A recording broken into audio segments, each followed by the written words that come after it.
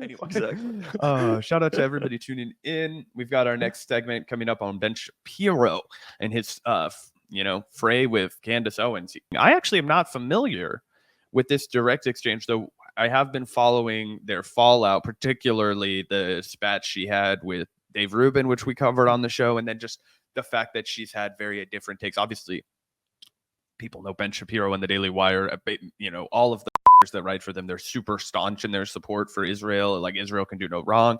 The United States is never supporting Israel enough, yada, yada, yada. So when Candace Owens, sings a different tune, even a slightly different tune, where she like mentions, all genocides are bad or something like that, clearly like kind of connecting the dots to saying like, yes, obviously the Holocaust was bad, but so is the ethnic cleansing of Palestinian. Yes, no government anywhere has a right to commit a genocide ever. There is no justification for a genocide. I can't believe this even needs to be said or is considered the least bit controversial to state. So that is actually a hot take for somebody coming from the Daily Wire, and as a result, Rafe Dubin came in to throw a hissy fit, and I guess Ben Shapiro has also come to throw a hissy fit. Gavin, what's the 411 there?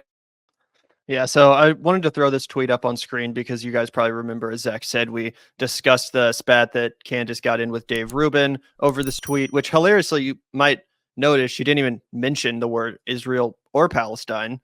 So you could, I guess, interpret this however you want. She might be talking about what's going on in the Congo for all we know. Have you heard about that, Zach? That underreported. I watched that fucking video. I did not mean to watch the video of the fucking gentleman that set himself on fire in the Congo. Oh, yeah. Oh, yeah. Anyway, she's not. I mean, this isn't even really that brave of a statement to make if you're Candace Owens, right? It's not like she's saying defund Israel or something like that. Are fucking crazy. I don't know who she directly reports to at the Daily Wire. If it's Ben Shapiro, she's definitely fucked. But basically, if it's anybody else, she's fucked too. And as anyone knows who's followed Ben Shapiro, Israel is like his number one issue. You cannot cross that line. Going back all the way to those old tweets that have been deleted, I think, where he was saying Palestinians love to live in sewage and bomb shit, and that Israelis are civilized and deserve our support because of that fact. This guy is as disgustingly racist, Islamophobic, anti-Palestinian. He would bend over backwards to defend Israel's apartheid, their ongoing campaign of ethnic cleansing, displacement, and genocide. And yeah, this tweet from Candace Owens, I imagine, is what sparked what we're about to see. Obviously I don't watch Candace Owens content much, but maybe she's been posting videos about this too. I don't know what they talk about at the Daily Wire, but I'm going to guess it was this tweet and her subsequent exchange with Dave Rubin that set off Ben Shapiro and led to this clip getting recorded at a recent appearance. I'm not sure where this is. Anyway, let's take a look. Apparently someone asked about Candace, and he doesn't mince his words. I was surprised to see this. People don't usually talk about their colleagues this brutally in public. Unless it's the Vanguard. Unless it's the Vanguard. But yeah, let's take a look here. I was honestly surprised to see this. Like, I'm not surprised that Ben Shapiro feels this way, but I was surprised to hear him just say it in public. So I'm not sure if he knew he was being recorded or not, but either way, let's take a look. Yes, the question was about Candace Owens. I think her behavior during this is disgraceful. Without a doubt.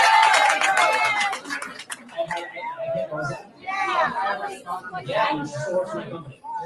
And I think she's been absolutely disgraceful. I think that her faux sophistication on these particular issues has been ridiculous. It's not faux sophistication, it's ridiculous. Everybody can see the moves that she's making and the things that she's saying, and I find them disreputable.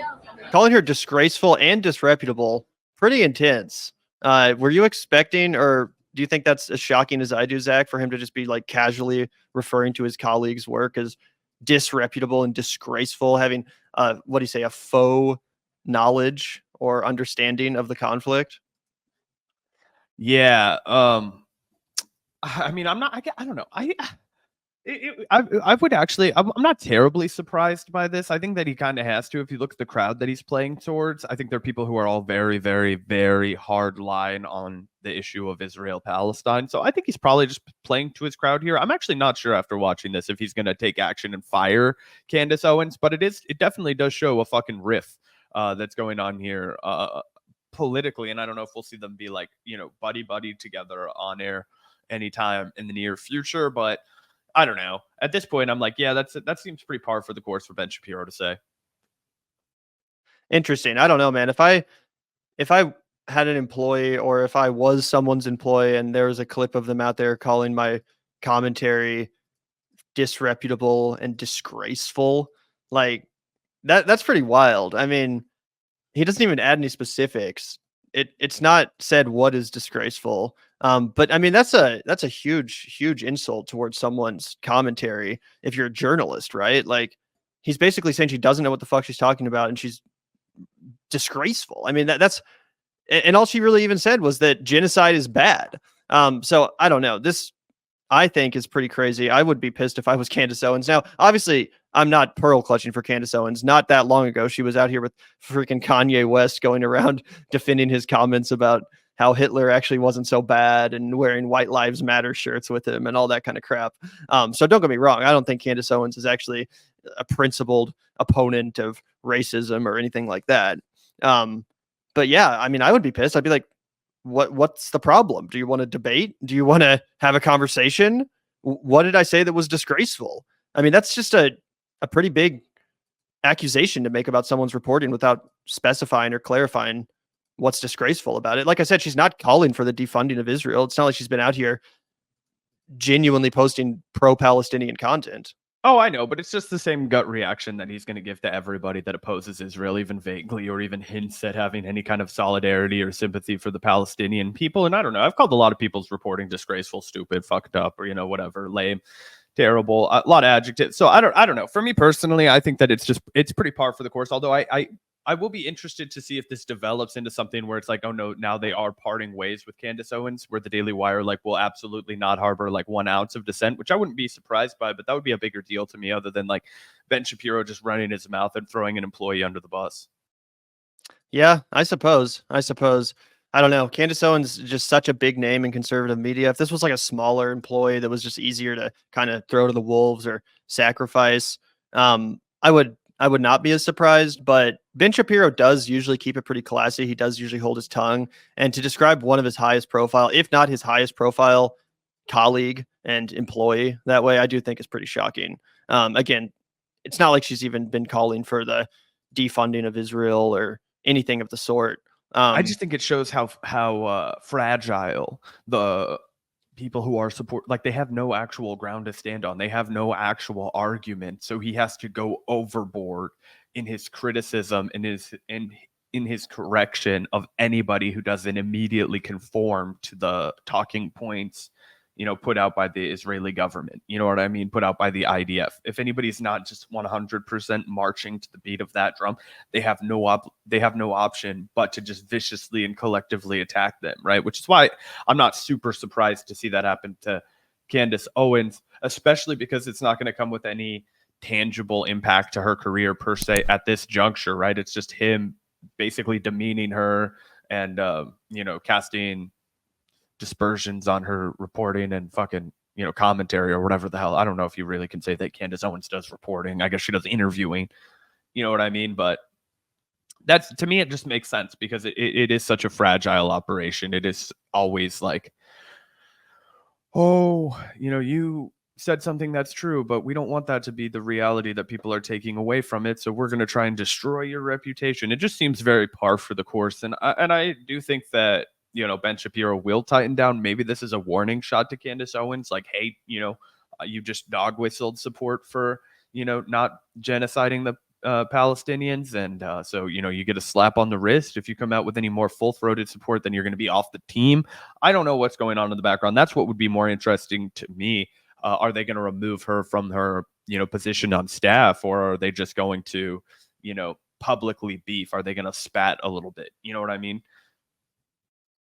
Right. Also, I did find the clip on Twitter that people claim Ben was responding to.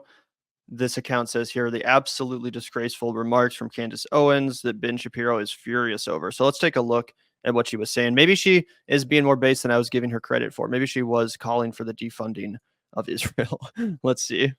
Okay, well, can you answer why Jews are so special? Because as white people in this country on university campuses, we are being taught that we are not allowed to have a voice. We have had to endure exactly what you're talking about, BLM. We've endured much worse than you have because it's in the actual textbooks. We are being told that we are systematic. Is she says white people, and then she says we are experiencing this, which I thought she was thinks very she's white. Yeah. I mean, honestly, like I don't give a shit. It doesn't offend me how she refers to herself. But I just thought that was very interesting given some of her commentary.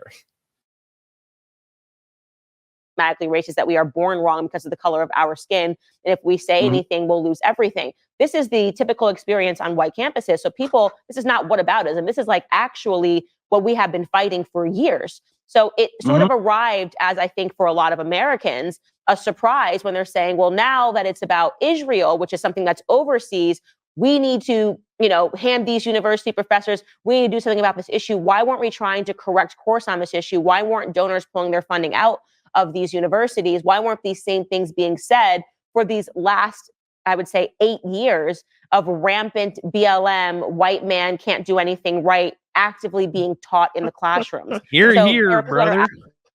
BLM, white men can't do anything in the what?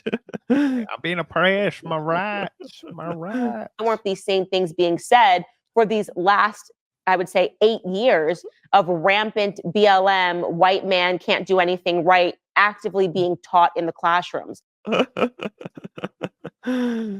God. Oh, the persecution of the white man. Yeah. No. LOL. Very funny. Well, potentially these. Yeah. I mean, I don't know if this is. Did you want to play the rest of it? I mean, I guess we can watch it. I don't need to unless you wanted to, but I was just curious. Is there someone else you wanted to take a look at? No. I just was curious.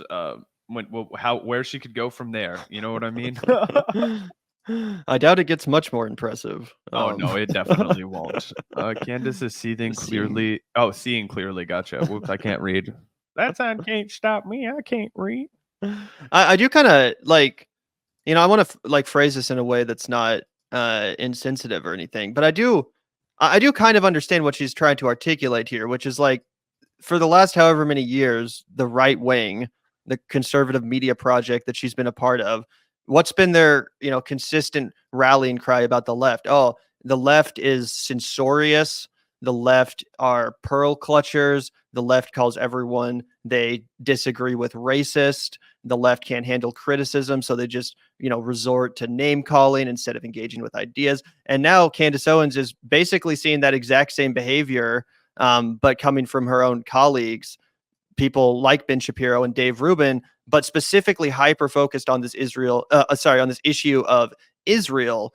So while I obviously totally disagree with Candace Owens' disdain for like the BLM movement and obviously for all the progressive and left-wing movements and ideas which she does propaganda against, at least she is being a little bit consistent here, where she's like, hey, no, I'm not going to, just become an SJW about Israel now because you think it's this sacred cow that can't be touched, this line that cannot be crossed. No, I'm not going to call everyone who disagrees with you an anti-Semite. I'm not going to call everyone a racist who thinks that Israel should be able to do or should be reined in by the international community while they commit a genocide.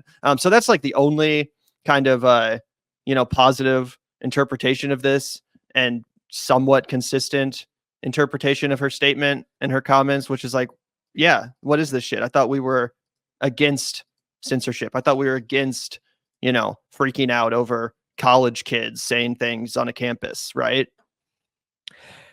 Yeah, I mean, I think a lot of people have made that comparison too. I mean, I saw Michael Tracy tweeting about that the other day. Maybe it was even this morning, where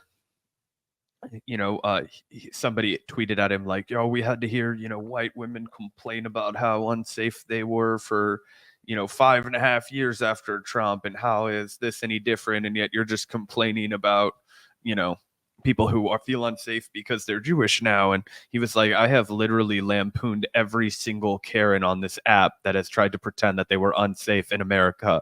He was like, try it again with somebody who didn't follow that. Like, you know what I'm saying? Like, and in that narrow instance, Michael Tracy is correct. He was lampooning the like Karens that were melting down.